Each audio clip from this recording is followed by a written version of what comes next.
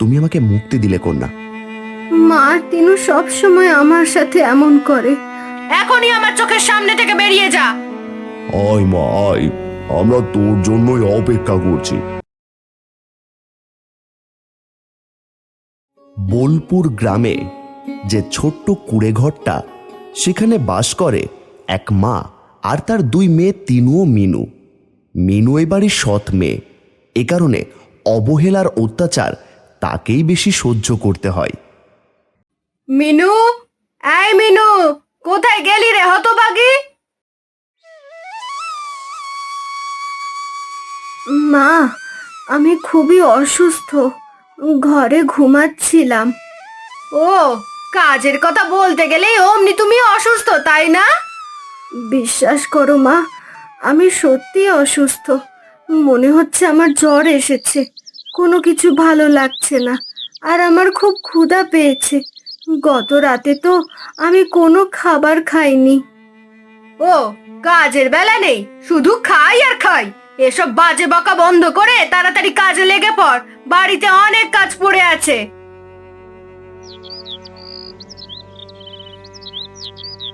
মা, তিনু তো সুস্থ আছে, আরো কখনো কিছুই করে না। আজকের দিনটা ওকে একটু কাজ করতে বলো না। কি, তোর সাহস তো কম না? তুই আমার মেয়েকে দিয়ে কাজ করতে বলিস? মা, আমি তোমাকে আগেও বলেছি, এখনো বলছি, এই মেয়েটাকে বাড়ি থেকে তাড়াও। তোমার সামনে বসে আমাকে এত বড় অপমান করলো, আর তুমি ওকে কিছু বলতে পারলে না। বলতে পারলাম না কে বললো? শোন মিনু, আজ সকাল থেকে সন্ধ্যা পর্যন্ত তুই কাজ করবি। যদি ঠিকঠাক ভাবে সব কাজ করতে পারিস তবেই রাতের বেলা খাবার পাবি, তা না হলে না। আর যদি ভুলেও অসুস্থতার বাহানা দেখাস তাহলে তোর কপালে দুঃখ আছে। এই বলে তিনু আর তার মা ঘরে চলে যায়। মিনু ওখানে ঠাই দাঁড়িয়ে থাকে, রাগে দুঃখে তার চোখ বেয়ে জল পড়তে থাকে। মা, তিনু সব সময় আমার সাথে এমন করে, আমার কষ্ট বোঝেই না। কেন যে বাবা আমাকে একা ছেড়ে চলে গেল? আমিও বাবার সাথে মারা গেলে ভালো হতো। মায়ের এমন অত্যাচার আর সহ্য করতে হতো না তাহলে। বাড়ির সামনে পুকুর ঘাট, সেখানে একগাদা কাপড় আর হাঁড়ি পাতিল নিয়ে এগিয়ে গেল মিনু, আর অসুস্থ শরীরে সেগুলো পরিষ্কার করতে লাগলো। এদিকে ঘরের ভিতর বসে খাবার খাচ্ছে তিনু আর তার মা। সে তুমি যাই বলো মা, এই মিনু কিন্তু বেশ ফাঁকিবাজ হয়ে যাচ্ছে। সব সময় শুধু বাহানা দিয়ে কাজে ফাঁকি দেয়। আরে, ওরকম একটু আধটু বাহানায় কাজ হবে না। আমাদের বাড়িতে থাকতে হলে সকাল থেকে সন্ধ্যা পর্যন্ত কাজ করতে হবে, এটাও ভালো করেই বুঝে গেছে। তারপর ওর কত বড় সাহস, তুমি ভেবে দেখেছো মা? তোমার সামনে বসে ও আমাকে কাজ করতে বলে। দেখ না, আর যদি ও ঠিকভাবে কাজ শেষ করতে না পারে তাহলে ওর কপালে ঢের দুঃখ আছে। সকাল গড়িয়ে দুপুর হয়ে গেছে। মিনু তখনও পুকুর ঘাটে বসে কাজ করে যাচ্ছে। ঠিক এই সময় ওই পথ দিয়ে যাচ্ছে ওদের প্রতিবেশী রতন। কিরে মিনু, সেই সকাল থেকে এখন অবধি কাজ করে যাচ্ছিস? তোর তো তাহলে অনেক কষ্ট হচ্ছে, তাই না? হ্যাঁ কাকা, কাল থেকে আমি বেশ অসুস্থ, আর এই অসুস্থ শরীর নিয়ে আমাকে কাজ করতে হচ্ছে। আমার খুব কষ্ট হচ্ছে। তাহলে জানা, বাড়িতে গিয়ে খাবার দেবার খেয়ে একটু বিশ্রাম নে, তারপর বিকালের দিকে না হয় আর বাকি কাজ করবি। এই কাজ করতে গেলে আজ আমার আর খাবার জুটবে না কাকা। মা বলেছে সকাল থেকে সন্ধ্যা পর্যন্ত কাজ করতে হবে।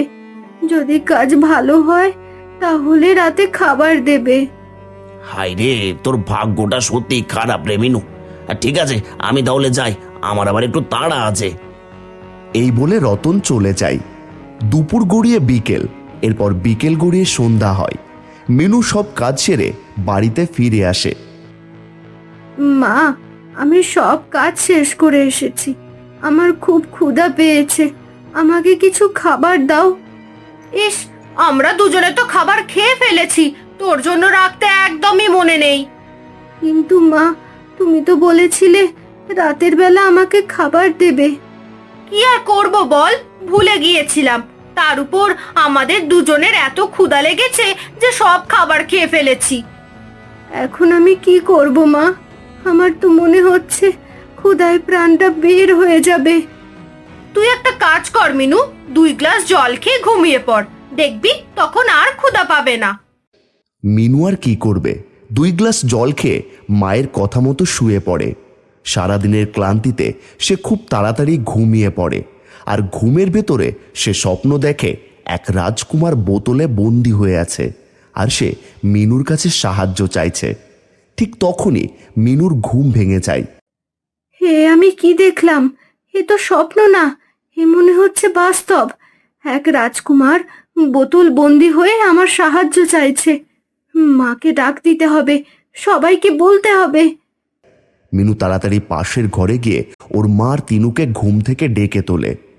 এত রাতে ঘুম ভাঙিয়ে দেওয়ায় রেগেমেগে অতিষ্ঠ হয়ে যায় ওর মার তিনু। হতচ্ছাড়ি মেয়ে, তুই কি আমাদের একটু ঘুমাতেও দিবি না?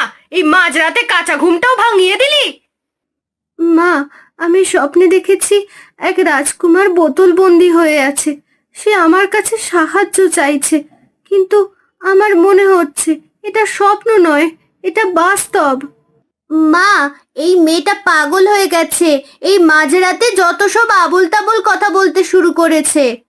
শোন মিনু, ভালোই ভালোই বলছি, গিয়ে শুয়ে পড়, তা না হলে কিন্তু তোর কপালে দুঃখ আছে। এই মাঝরাতে কিন্তু এসব আমি সহ্য করব না। বিশ্বাস করো মা, আমি সত্যি বলছি, আমাদের এখনই রাজকুমারকে বাঁচাতে যাওয়া উচিত। তুই আর একটা কথা বললেই মেরে তোর মুখ ভেঙে দেব।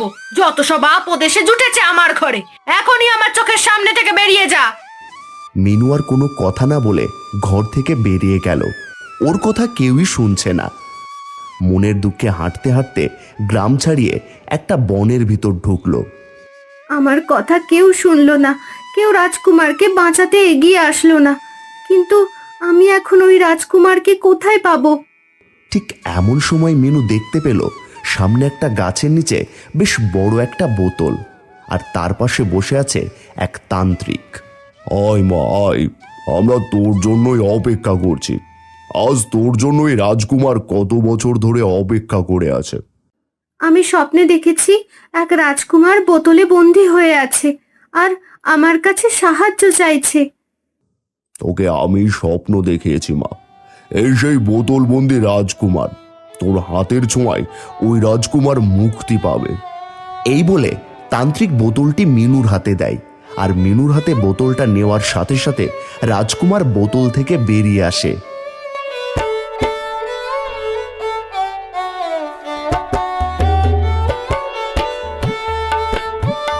তুমি আমাকে মুক্তি দিলে কন্যা, আমি রাজকুমার অরূপ বলছি। আজকে তোমাকে আমি নিজের রাজরানী করে নিয়ে যাব। কিন্তু বাড়িতে আমার মা বোন আছে, আমায় তাদের কাছ থেকে বিদায় নিতে হবে। ঠিক আছে চলো তাহলে তোমাদের বাড়িতে, রাতটা সেখানে কাটিয়ে সকালবেলা আমরা বের হব। রাজকুমার আর মিনু তান্ত্রিকের কাছ থেকে বিদায় নিয়ে চলে গেল। এদিকে বাড়িতে ফিরতেই মিনুর সৎমা রাজকুমারকে দেখে ভীষণ অবাক হয়ে গেল। সে কোনো মতেই এসব মেনে নিতে পারছিল না। রাতের বেলা তিনুর সাথে সে একটা ফন্দি করে। যে করেই হোক ওই রাজকুমারের সাথে মিনুর বিয়ে হতে দেওয়া যাবে না। তাহলে কি করবে? ওই রাজকুমার তো মিনুকেই বিয়ে করবে। আমার মাথায় একটা দারুণ বুদ্ধি এসেছে। এই বুদ্ধি অনুযায়ী কাজ করতে পারলে রাজকুমার মিনুকে না, বরং তোকেই বিয়ে করবে। কি করতে হবে? এরপর মা তিনুর কানে কানে একটা বুদ্ধি দেয়। অনেক রাতে মা গিয়ে মিনুর ঘরের দরজা আটকে দেয়, আর কিছু কাপড় এনে তিনুকে পরিয়ে দেয়। পরদিন সকালে রাজকুমার বের হয়, সাথে লম্বা ঘোমটা দেওয়া মিনু। তোমরা তাহলে আসো, বেলা বেশি হয়ে রোদ উঠে গেলে তখন আবার হাঁটতে কষ্ট হবে।